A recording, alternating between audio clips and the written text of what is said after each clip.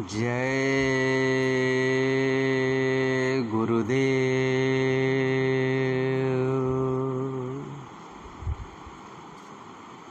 आज का जो समय हमारे आपके जीवन में चल रहा बड़ा ही विनाशकारी समय, लेकिन हमारी आपकी अपनी जीवात्मा के लिए यह समय अति कल्याणकारी है। अगर हम संत सद्गुरु के चरणों में चले जाएं, उनके बताए अनुसार अगर हम उनके मार्गदर्शन में चलना प्रारंभ कर दें तो यह समय हमारी आपकी जीवात्मा के लिए अति कल्याणकारी है। सब समय का ही खेल है। जिसने वक्त की नसीहत को समझ लिया, जिसने वक्त की पहचान कर ली, वही इस मृत्यु लोक में आने के बाद में बाजी मार जाता है। और जिसने वक्त की नसीहत को समझ नहीं पाया, वक्त की पहचान नहीं कर पाई, वक्त की इज्जत नहीं कर पाई, वक्त का सम्मान नहीं कर पाया, वो जीवात्मा इस संसार से रोते हुए जाती है और युगों युगों के लिए तड़पती है, चिल्लाती है, चीखती है और उसकी कोई संभाल करने वाला नहीं मिलता। बस वक्त की ही सारी कीमत है। आज आपके पास में करोड़ों रुपए भरे हैं, बड़े बड़े महल खजाने हैं, बड़ी बड़ी बिल्डिंगें हैं, ताकत है, रुपया है, पैसा है, पावर है। ये वक्त का खेल है।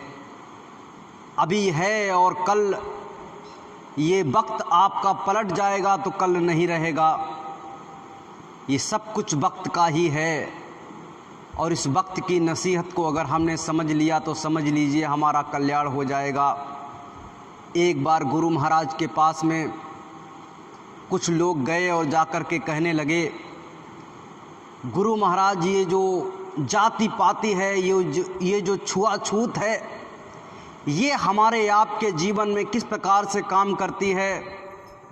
क्योंकि ये जो छुआछूत है उसी से हम और आप बंधे हुए हैं।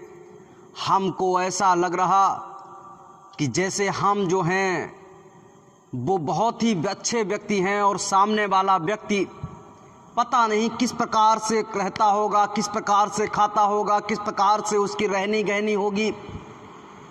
ये जो छुआछूत है किस प्रकार से हम इसको जो है संभालें, जाति पाति का, ऊंच नीच का। तो सबसे पहले संत महात्माओं के दरबार में जो भी व्यक्ति आ जाता, जो भी जीवात्मा आ जाती, छुआछूत से मुक्त कर दिया जाता है। संत महात्माओं ने कहा कि हमारे दरबार में छुआछूत किसी भी प्रकार की नहीं मनाई जाएगी। यहाँ पे सिर्फ और सिर्फ दो जातियाँ हैं। कौन कौन सी? एक शाकाहारी और एक मांसाहारी। सिर्फ और सिर्फ, बाकी सब मानव ही मानव हैं। आप ऐसे सामने अगर कोई बैठा हुआ है, आप पहचान नहीं सकते कौन कौन जाति का है। किसी के माथे पे नहीं लिखा है कि आप नीची जाति के हो, किसी के माथे पे नहीं लिखा आप ऊंची जाति के हो। आपको और हमको वक्त की नसीहत को समझना चाहिए। ये जो जातियां बनाई गई थी, ये जो धर्म और कर्म बनाए गए थे, ये सिर्फ और सिर्फ इसलिए बनाए गए थे ताकि हम अच्छे और बुरे कर्मों से बचा जा सकता है। जो भी अच्छे और बुरे कर्म इस समाज में हो रहे, उसी के अनुसार धर्म बना दिया गया, उसी के अनुसार जातियां बना दी गईं और कहा कि इनसे आपको दूर रहना है। संत महात्माओं ने यहाँ पर आने के बाद में बताया कि देखिए, इस संसार में कोई भी जाति नहीं थी, सिर्फ मानव ही मानव था। और मानव जब इस संसार में आए तो इसके बाद में कर्मों के अनुसार कोई झाड़ू लगाने का काम करने लगा, कोई लेटरिन साफ करने का काम करने लगा, कोई जो है दुकान पे बैठ करके परचूनी की सामान बेचने लगा, कोई हल जोत करके किसानी का काम करने लगा। तो अलग अलग जातियां हमने मान ली कि ये किसान हैं, ये बनिया हैं, ये गुप्ता हैं। कोई पंडित कोई हवन करवाने लगा, कोई पूजा पाठ का काम सीख लिया तो कहने लगे ये पंडित है। लेकिन सब इंसान ही इंसान थे, कोई भी धर्म नहीं था। धीरे धीरे धीरे धीरे जब से ये धर्म हमारे आपके बीच में आया, तभी से हमारे आपके अंतर में जो विकृति पैदा हुई है, जो हमारे आपके अंतर में जो नीचपन के विचार पैदा हुए हैं, एक दूसरे के प्रति जो घृणा पैदा हो गई है, तभी से पैदा हो गई है। जब से ये जातियां बन गई, जब से हमारे अंतर में बैठ गया ये छोटा ये बड़ा, ये धनमानी ये बड़ा, तभी से हम और आप नीचे गिरना प्रारंभ कर दिए। प्रेमी भाई बहनों, हमको और आपको अपने अंतर में झांकने की आवश्यकता है। हमको आपको अपने अंतर में झांक करके देखिए कि हम तो यहाँ पर इस मानव जन्म को पाए थे अपनी जीव आत्मा के कल्याण के लिए, लेकिन यहाँ आने के बाद में हम फंस किन कार्यों में गए हैं। जरा शाम को बैठिए और 1 मिनट के लिए इंतज़ार कीजिए, सोचिए कि हम जो आज काम किया है, क्या अपनी जीवात्मा के लिए किया है, या इस शरीर के लिए किया है, या रिश्ते नातों के लिए किया है, या अपने इस संसार के लिए किया है। अब ज़रा लिस्ट बनाइए तो आपको पता हो जाएगा कि आज का जो हमारा जीवन, 1 सप्ताह का जो हमारा जीवन, 1 महीने का जो हमारा जीवन, पिछले 1 साल का जो हमारा जीवन बीता है, इसमें हमने अपनी जीव आत्मा के कल्याण के लिए कितना समय दिया, हमने इस शरीर के लिए कितना समय दिया, अपने रिश्ते नातों के लिए कितना समय दिया, आपको पता हो जाएगा। तब आप शिकायत नहीं कर पाओगे कि हम तो गुरु महाराज के चरणों में कब से जुड़े हुए, हमारे ऊपर दया कृपा नहीं हो पाई। और जो है सामने वाला व्यक्ति देखिए, इसको तो भी 5 साल हुए जुड़े हुए, लेकिन इसके ऊपर लग रहा है दया कृपा हो गई, ये गुरु महाराज के चरणों में पूर्ण रूप से समर्पित हो गया।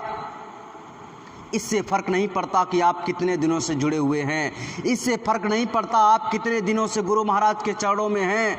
फ़र्क इससे पड़ता है कि आपने समर्पण कितना किया है, आपने अपने विचारों को, अपने तन को, अपने मन को, अपने धन को किस प्रकार से गुरु के सामने समर्पित कर दिया है।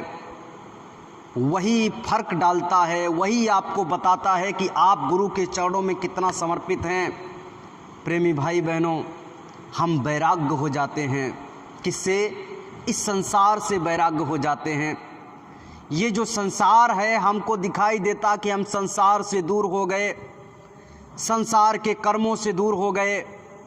हमने पीले, लाल, गेरुए, सफ़ेद वस्त्र पहन लिए, लेकिन प्रेमी भाई बहनों, हमने अपने जो है विचारों से वैराग्य नहीं हो पाए, इस शरीर से वैराग्य नहीं हो पाए। ये जो संसार है, इससे वैराग्य होना बड़ी बात नहीं है, क्योंकि दिखावट के लिए इस संसार आपको मानने लगेगा कि हाँ आपने वैराग्य धारण कर लिया, हाँ आपने इस संसार की वस्तुओं को छोड़ दिया, लेकिन वास्तविक रूप में अभी आपने संसार की वस्तुओं को नहीं छोड़ पाया। वास्तविक रूप में आप वैचारिक रूप में अभी संसार में बंधे हुए हैं।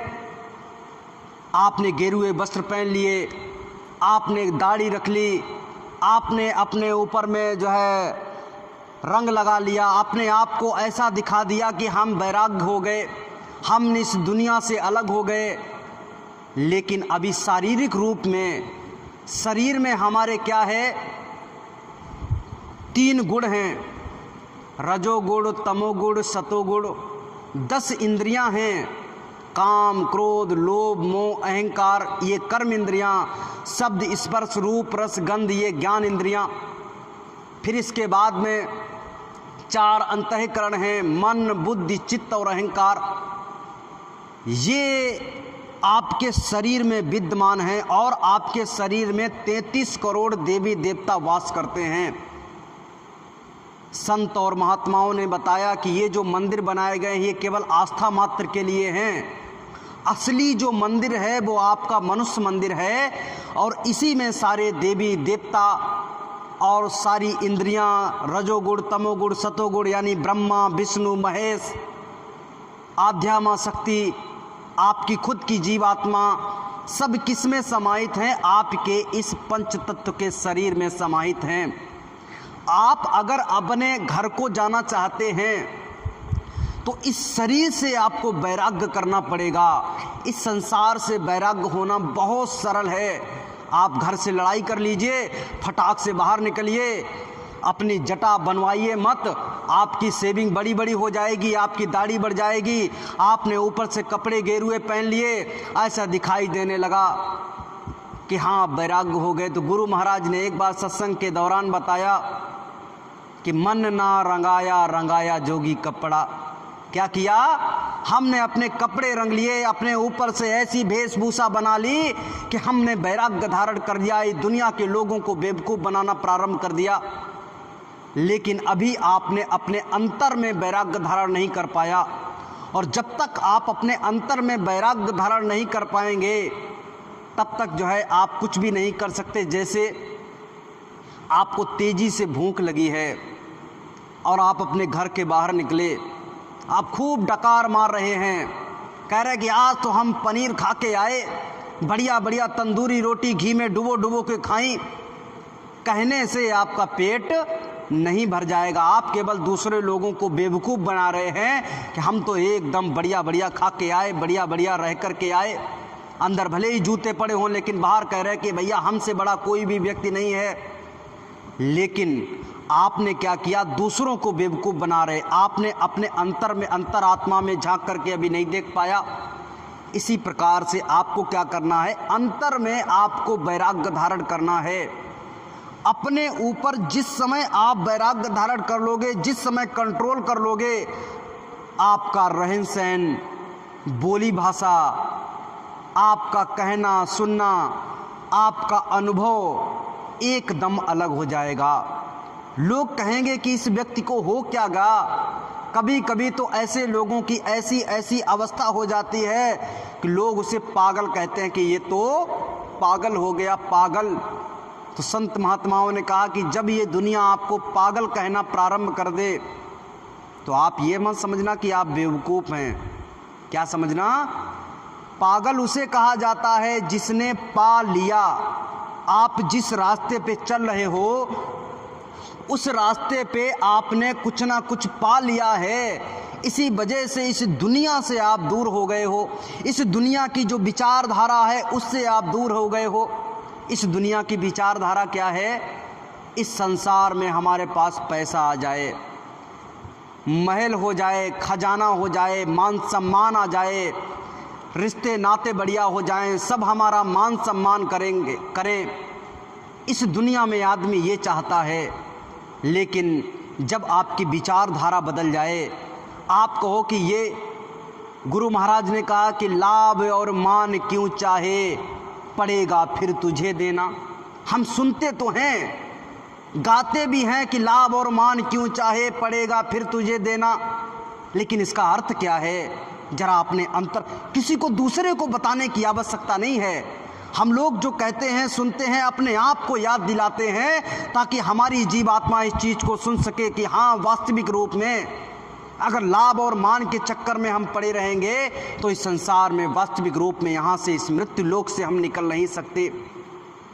इस दुनिया की जिन वस्तुओं को हम प्राप्त करना चाह रहे हैं, जिस मान सम्मान को हम पाना चाह रहे हैं, ये तो केवल निमित्त मात्र है। क्या है?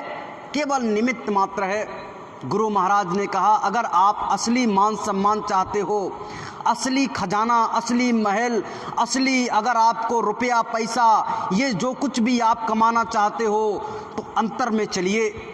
अरे अंतर में आप जब चलना प्रारंभ करोगे और चलने के बाद में आप जब इस शरीर से यानी इस मृत्यु लोक से निकल करके साधना के द्वारा ऊपर के लोकों में जैसे ही प्रवेश करोगे तो वहाँ पर अरबों खरबों जीवात्माएं खचाखच भरी हुई हैं।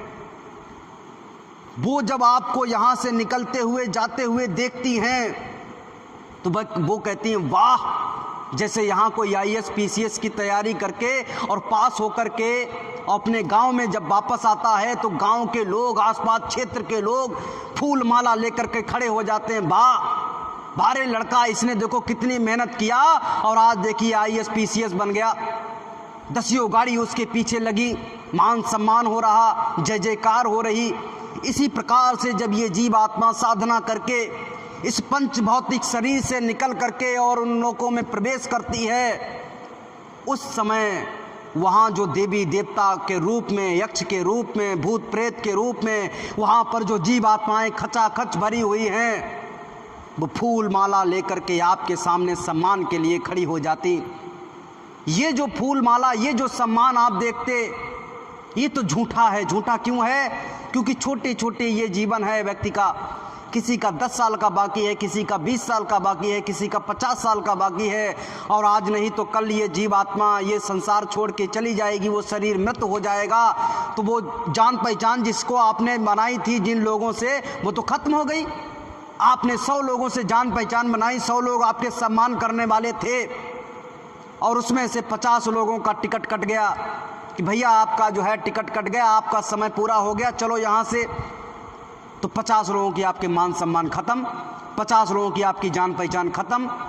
लेकिन वहाँ पर जो है लिंग लोक में, वहाँ पर ज़्यादा ही अवस्था तक वहाँ पर जीवात्माएं रहती हैं।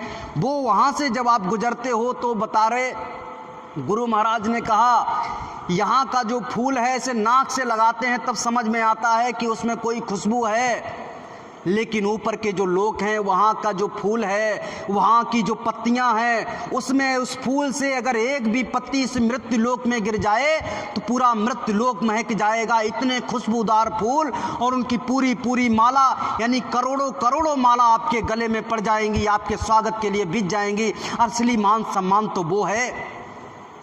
प्रेमी भाई बहनों, हम लोग यहाँ झूठी चीज़ों के लिए हर समय मरते रहते, हर समय करते रहते। यहाँ से जब तक हम अपने आप को ये बताएंगे नहीं कि ये झूठा है, ये संसार झूठा है, ये शरीर झूठा है, यहाँ के रिश्ते नाते झूठे हैं, ये रुपया पैसा झूठा है। हम लोग गांधी छाप रुपया से बड़ा प्रेम करते, लेकिन ये गांधी छाप रुपया जैसे ही आप इस भारत देश को छोड़ करके और दूसरे देश में प्रवेश करोगे, वहाँ पर दूसरी करेंसी चालू है, दूसरा रुपया वहाँ पे चलता है, कहीं पे डॉलर चलता है, कहीं पे जो है क्रिप्टो करेंसी चलती है। ऐसे अलग अलग जो है करेंसियाँ हैं, और उन करेंसियों को आपको जो भारत से जाओगे तो दूसरी करेंसी जब तक आपको नहीं मिलेगी तब तक ये गांधी छाप रुपया काम करने वाला नहीं है। ऐसे ही आपने यहाँ जो भी कमाया वो यहीं पर इस संसार तक रह जाएगा। एक गुबड़ीला होता है, गुबड़ीला हमारे गांव में बड़ा विख्यात है, उसका नाम होता है गुबड़ीला। एक काला काला कीड़ा होता है, उसे ताजे गोबर से बड़ा अति प्रेम होता है। वो क्या करता, गाय और भैंस का ताज़ा गोबर जहाँ कहीं भी देखता है भाग खड़ा होता है उसमें जो है, और जाकर के गोबर में क्या करता है, ऐसे गोले बनाता है, गोल गोल गोले बनाता, और ऐसे अपने दोनों पैर से ढुंगाते हुए सीधे सीधे कहाँ ले जाता है, सुबह निकलता है गोले बना बना के, और रात में कहाँ पहुँचता है, जहाँ उसका बिल था, जानी यहाँ वो रहता था, जहाँ उसका घर था, वहाँ ले जा कर के गोले को पहुँचाता। और फिर जैसे ही गोले को अपने उस बिल में ले जाने की कोशिश करता, अपने उस घर में ले जाने की कोशिश करता, तो गोला उसमें जाता नहीं, क्योंकि वो साइज में बड़ा होता है। बहुत कोशिश करता कि ये गोला हमारे उस, क्योंकि दिन भर की मेहनत है, ये हमारे उस जो है घर में चला जाए, उस छेद में चला जाए, लेकिन वो उसमें जाता नहीं। तो थक के हार के उसको छोड़ करके और फिर वो अपने जो है उसमें घर में चला जाता। इसी प्रकार से हम और आप उस गुबड़ीले की तरीके से इस संसार की वस्तुओं को धीरे धीरे धीरे धीरे इकट्ठा करते चले जा रहे, और जब इस संसार की वस्तुएं हम लोग इकट्ठा कर लेते, ये जीवन का हमारा जो दिन था वो धीरे धीरे धीरे धीरे समाप्त हो जाता। और जब आखिरी वक्त आता, सूर्य अस्त होने लगता हमारे जीवन का, तो वो काल के दूत आते, कहते कि भैया चलो आपका समय पूरा हो गया। तो आप कहते हो कि भैया रुको जरा, ये देखो हमने बड़ी मेहनत से खून पसीने से ये देखो बड़ा बढ़िया महल बनाया है, इसको जरा समेट लें। ये देखो हमने बड़ी बड़ी गाड़ियां खरीदी हैं, इनको जरा समेट लें। ये देखो हमने अपने नाती पोते लड़के बच्चे, इनको बड़ी बड़ी जिद्दोजहद के साथ में, बड़ी मेहनत के साथ में इनको पाला पोसा है, जिनको जरा समेट लें। लेकिन वो कहते कि आपको इजाज़त नहीं है, यहाँ की कोई भी वस्तु आप ले जा नहीं सकते।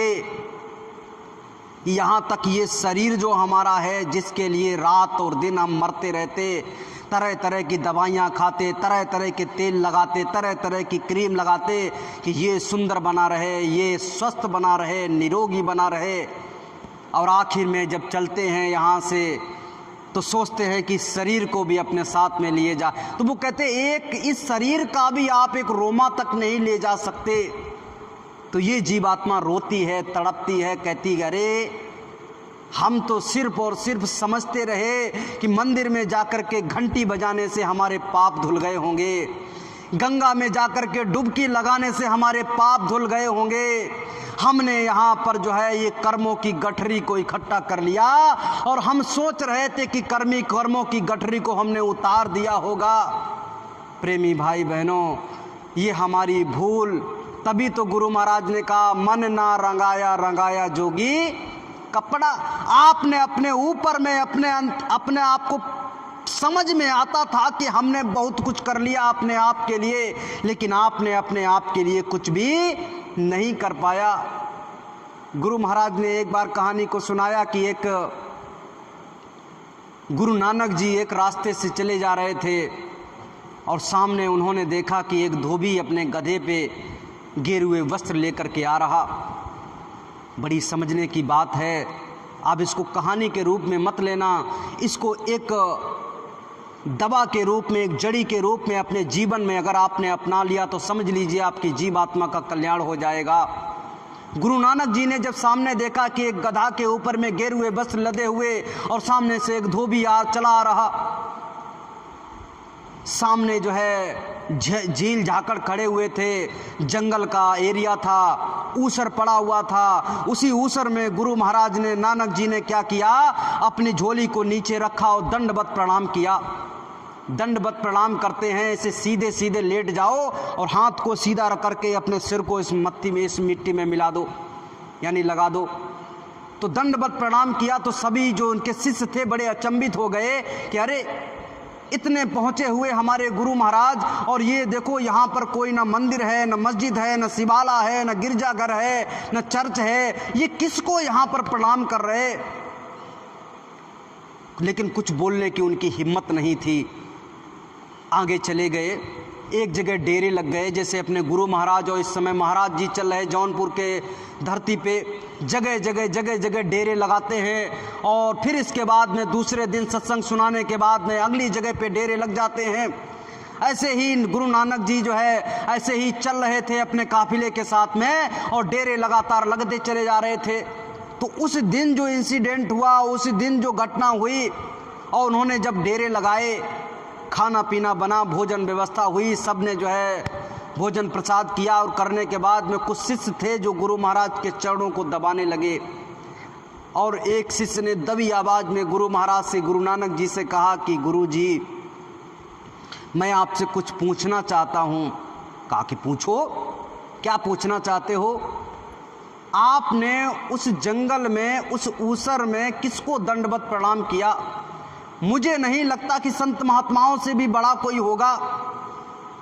गुरु नानक जी ने कहा कि देखो, आपने सामने क्या देखा था। हम तो देखा था कि एक गधा था धोबी का, उस पर कपड़े लदे हुए थे और धोबी था।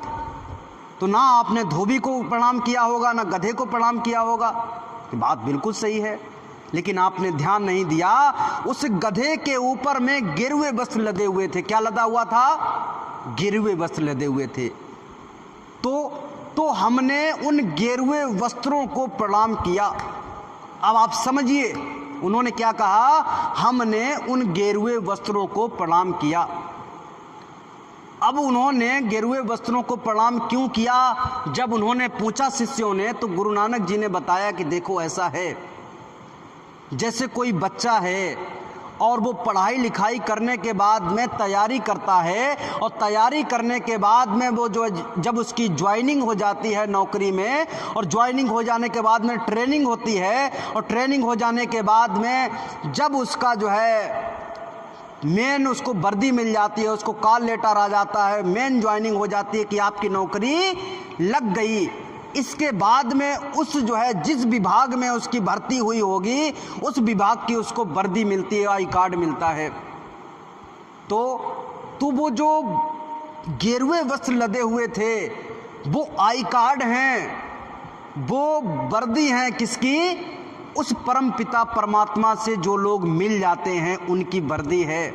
पहले के ज़माने में क्या होता था कि गेरुए वस्त्र केवल वही व्यक्ति पहन सकते हैं जिसने भगवान को प्राप्त कर लिया हो।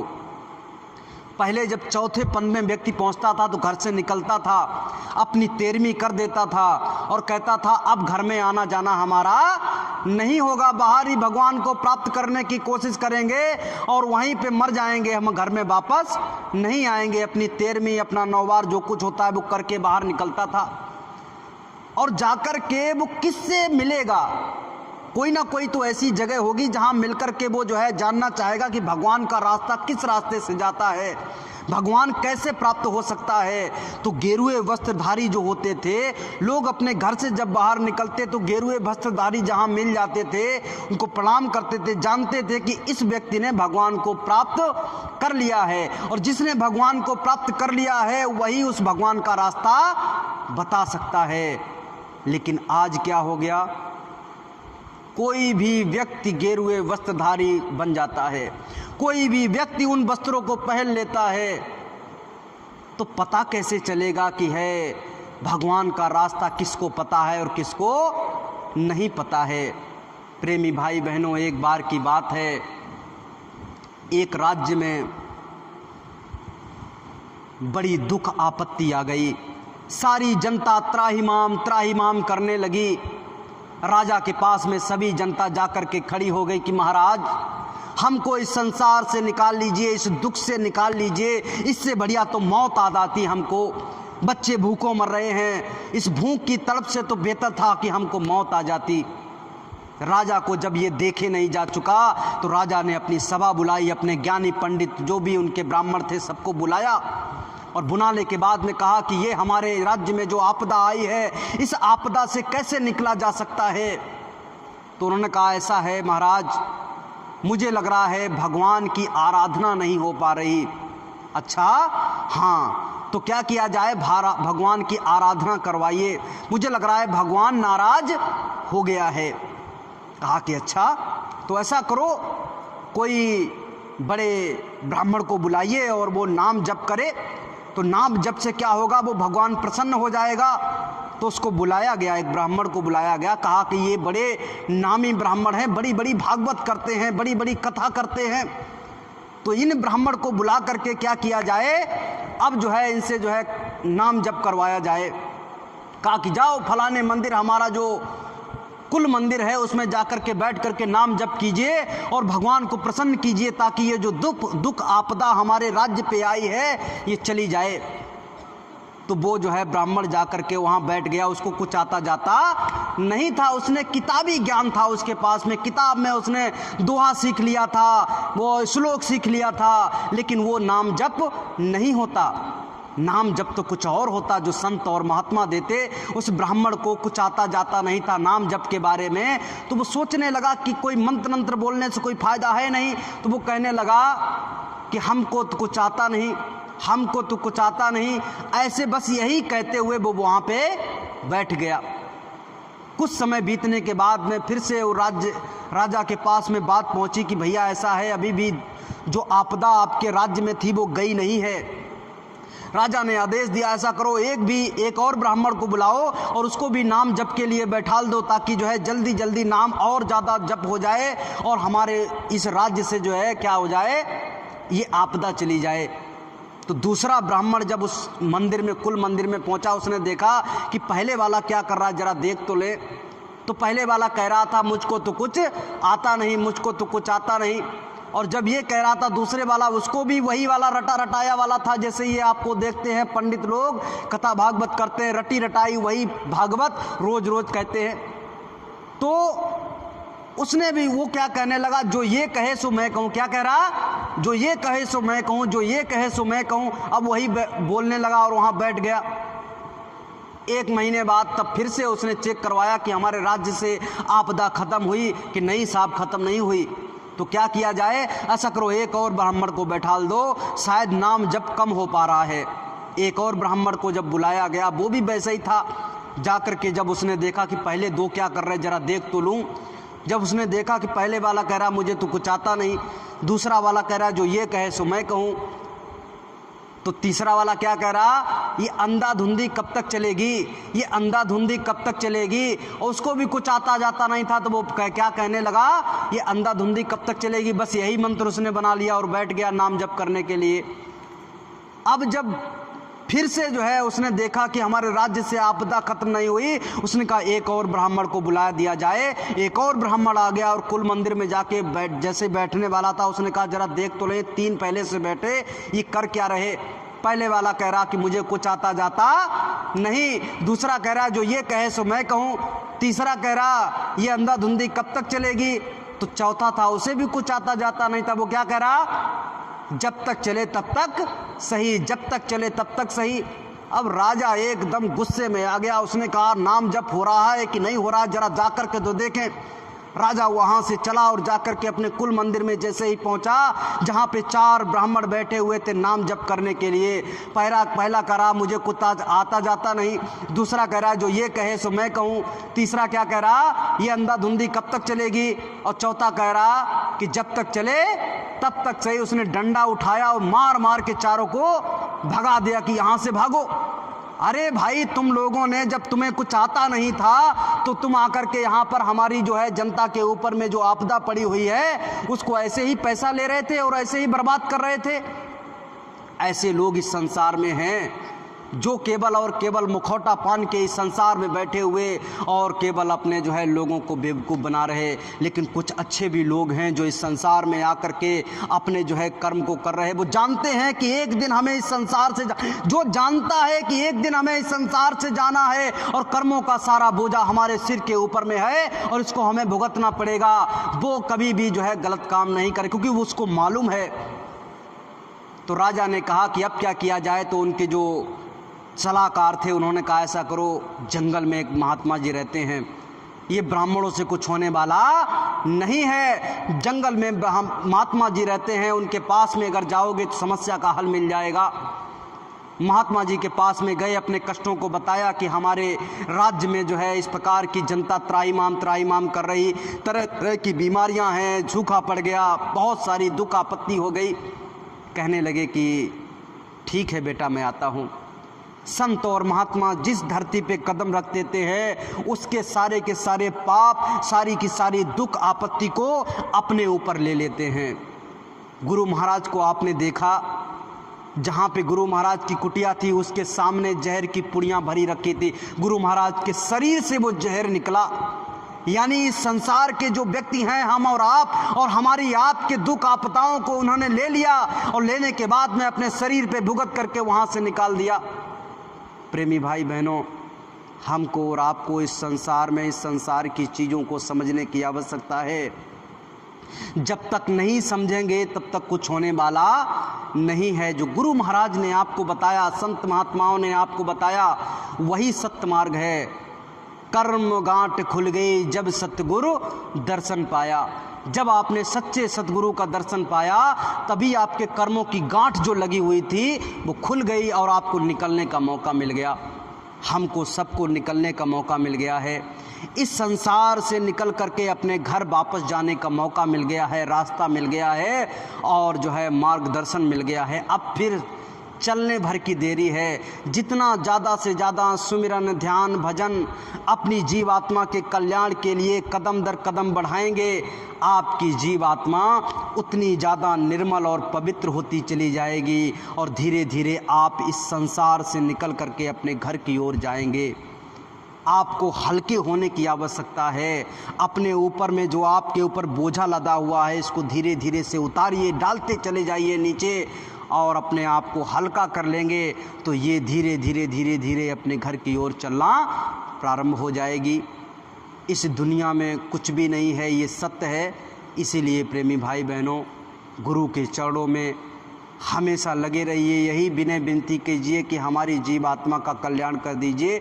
इस संसार की कोई भी वस्तु को मत मांगिए, क्योंकि कोई भी वस्तु आपने अगर मांग ली तो आपके सिर पे, आपकी जीव आत्मा पे बोझा होगा। वो इसीलिए इस संसार की वस्तुओं को छोड़ करके सिर्फ और सिर्फ रात दिन सुबह शाम दोपहर केवल एक ही प्रार्थना होनी चाहिए कि हे गुरुवर, हे दाता, हे पिता, हे माता, आप हमें इस संसार से निकाल करके अपने सतलोक सचखंड पहुंचा दीजिए। हमारे ऊपर में जो कर्मों का बोझा लदा हुआ है, हमारे मन बुद्धि चित्त ने जो कर्मों का बोझा लादा है, इसको उतार करके, इसको जला करके, खाक करके, इसको वहां से निकाल करके और हमारे मन बुद्धि चित्त को शुद्ध साफ करके हमारी जीवात्मा के साथ में खड़ा कर दीजिए, ताकि अपने घर की ओर जाने के लिए जीवात्मा सजग हो जाए। क्योंकि मन बुद्धि चित्त जब तक आपकी जीवात्मा के साथ में खड़ा नहीं होगा, तब तक आपकी जीवात्मा ऊपर की ओर नहीं बढ़ सकती। आपकी जीवात्मा मन बुद्धि चित्त के साथ में ऊपर में बढ़ेगी। आपका जो है अंतःकरण, जो मन बुद्धि चित्त और अहंकार अपने अपनी जगह पे ऊपर में जब पहुंचेंगे, मन मन में मिल जाएगा, मन मन के भंडार में मिल जाएगा, चित्त चित्त के भंडार में मिल जाएगा, अहंकार अहंकार के भंडार में मिल जाएगा, बुद्धि बुद्धि के भंडार में मिल जाएगी और ये जीवात्मा उसका और बोझा कम हो जाएगा, ऊपर की ओर बढ़ती चली जाएगी। लेकिन तब तक मेहनत करनी पड़ेगी, मशक्क़त करनी पड़ेगी, गुरु महाराज के बताए हुए वचनों पे चलना पड़ेगा। अब हम अपनी बाड़ी को विराम देते हैं, लेकिन ये जो सभी बाड़ियाँ हैं ये संत और महात्माओं की बाड़ियाँ हैं। इनको अपने अंतर में उतारिए और उतारने के बाद में आप चलना प्रारंभ कीजिए। आप सत्य मानिए, विश्वास कर लीजिए कि आपकी जीवात्मा का कल्याण होकर के रहेगा, आपको वो अमोलक दौलत मिल करके रहेगी, अंतर में अनुभव होकर के रहेगा। आपने अगर विश्वास कर लिया तो दुनिया की कोई भी ताकत आपको रोक नहीं सकती, क्योंकि गुरु महाराज आपके खड़े हैं आपको खींचने के लिए। फिर किस बात की देरी है और किस बात का डर है? बिल्कुल भी डरिए नहीं, बस खड़े हो जाइए पूरे विश्वास के साथ में। गुरु महाराज केवल आपकी राह ताक रहे हैं कि हमने अपने बच्चों को रास्ता दे दिया, हमने उनको रास्ता दे दिया, नाम बीज दे दिया। कौन कौन हमारा बच्चा है जो मेहनत करके हमारे पास तक आएगा? आप अपने बाप के, अपने गुरु के जो है दुलारे बन जाइए और अपनी मेहनत से अपने गुरु महाराज, अपने पिता के पास में पहुंच जाइए। यही हम सभी की कोशिश होनी चाहिए। अब अपनी बाड़ी को विराम दे रहे, कहने सुनने में अगर कोई अनुचित शब्द निकल गया हो तो उसको माफ़ कर दीजिएगा, लेकिन ये सभी बाड़ियाँ संत और महात्माओं की हैं, उनको अपने अंतर में धारण कीजिए और उन पर चलने की आवश्यकता है। बोलिए जय गुरुदेव। सभी प्रेमी भाई बहन एक साथ सामूहिक आरती करेंगे। विनय करूं मैं दो कर जोरे, सतगुरु द्वार तुम्हारे, बीन घृत दीपो आरती साजूं, दो अखियन मुझे धारे, भाव सहित नित बैठी झरोखे, जो हत प्रियतम प्यारे, पग धुनि सुनाहु श्रवण ही अपने, मन के काज विसारे, जागी सूरत पियत चरणामृत, पियत पियत हुई न्यारी, घंटा शंख मृदांगी सारंगी, बंसी बीन सुनारी।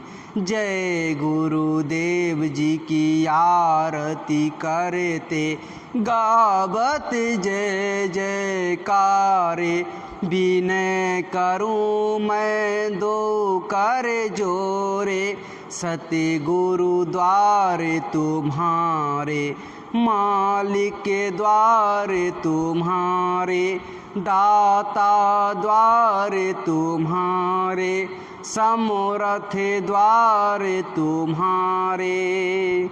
जय गुरुदेव। बाबा जय गुरुदेव जी महाराज का कहना है, क्या खाने से होगी भलाई, अब भी संभल न पाओगे। बाबा जय गुरुदेव जी महाराज की अर्जी है, पूज्य महाराज जी की प्रार्थना, हाथ जोड़कर विनय हमारी। सभी प्रेमी भाई बहन शुद्ध शाकाहारी रहते हुए विचारों से भी शुद्ध शाकाहारी रहेंगे और गुरु महाराज के चरणों में मत्था टेक करके अपनी जीव आत्मा के कल्याण की माफ़ी मांग लेंगे और इसके बाद में सभी अपने अपने कार्यों में लग जाएंगे। ज़्यादा से ज़्यादा सुमिरन ध्यान भजन पे ध्यान देंगे। सुबह जब 4 बजे घंटी लगेगी तो सभी लोग सुमिरन ध्यान भजन के लिए मंदिर में आकर के बैठ जाएंगे। बोलिए जय गुरुदेव।